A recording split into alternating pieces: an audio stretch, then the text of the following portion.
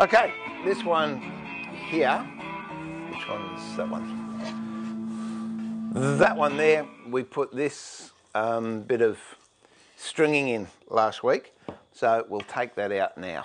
And first of all, take the sticky tape off. I don't like leaving sticky tape on for this length of time because it does tend to leave residue on, but I wanted to leave it on just so you could see that I didn't cheat whilst you were away.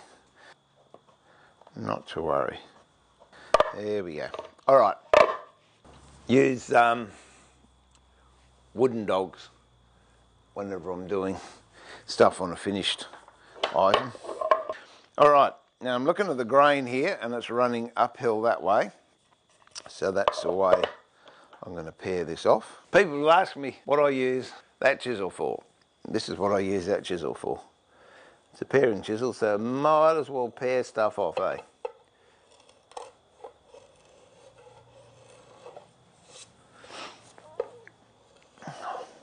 I have ordered another one. I don't know when it's going to get here. But I've ordered an inch one. This half-inch one is brilliant. Just for doing these types of jobs. Ouch. And yeah, it's sharp.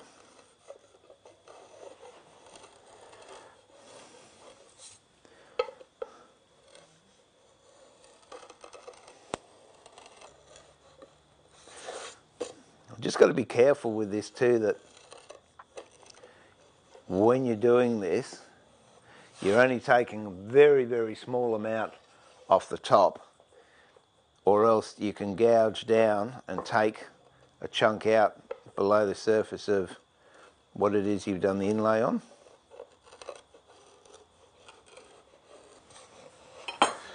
Nearly there.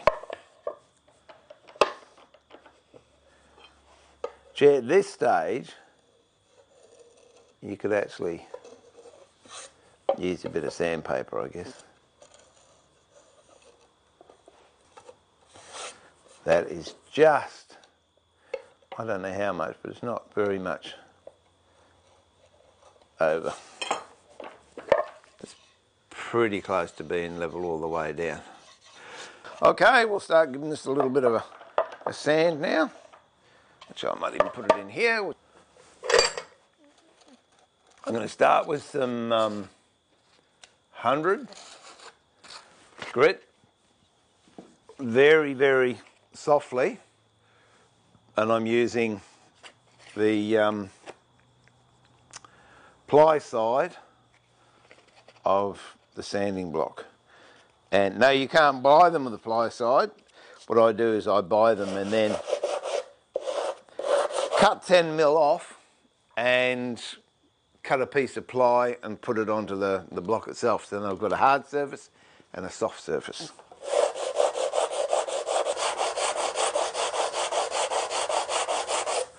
And that's pretty close to being level.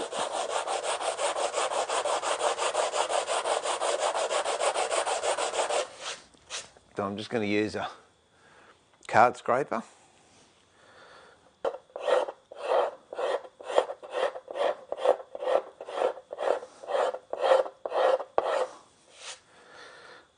All right, so I've gone over 100, I've gone over the scraper. Now I'm just going to go through the grades. Okay, so now I'm going to go 120, then 182, 220, 240, 320, 400.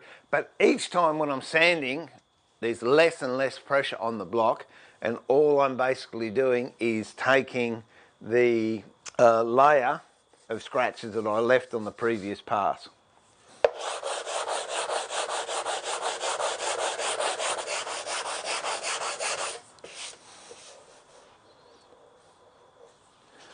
And now I'm going to actually spin this over, so I'm using the soft part now. That was 120, this is 180. I just want to get those scratch marks out. So they're not too bad. Got a little deep one there. That was 180, I could go 220, we'll go 240 because it's not that bad.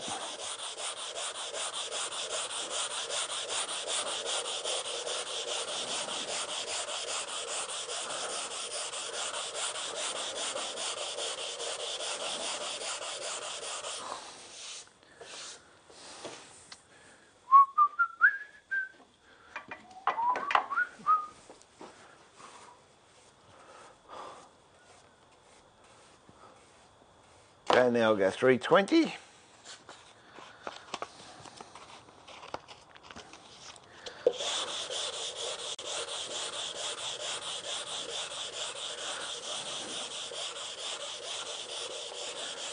And we'll do 400 just for luck.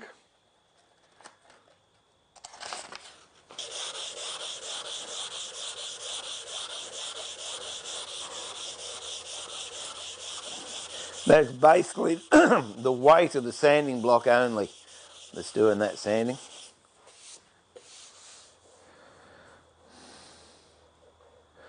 Alright, now if I run my finger over that, I've got a few dips that I'm not happy about. I've got some walnut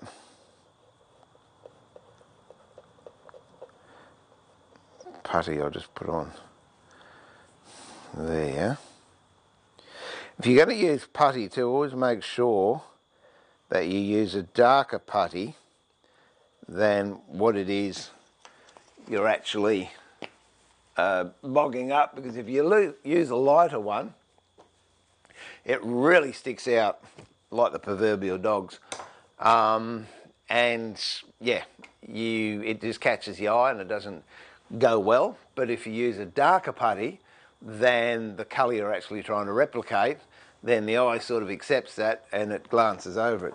Wasn't planning on doing that because I had to play another step I'll do, but we'll give that a couple of minutes to dry and then I can do the other step, which when I do it, everyone goes, oh, you're a nut, what'd you do that for? But oh, the end result is absolutely fantastic. So I'll just put this stuff away. I'm going to just give this a little bit of a rub back. So I'll just knock back that putty.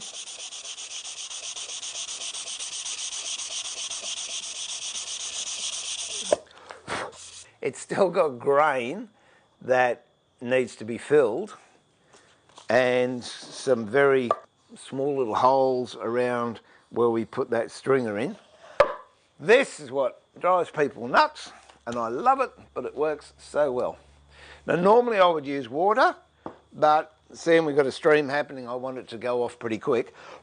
So I'm going to use methylated spirits. And what I've got here is plaster Paris, container, and some metho.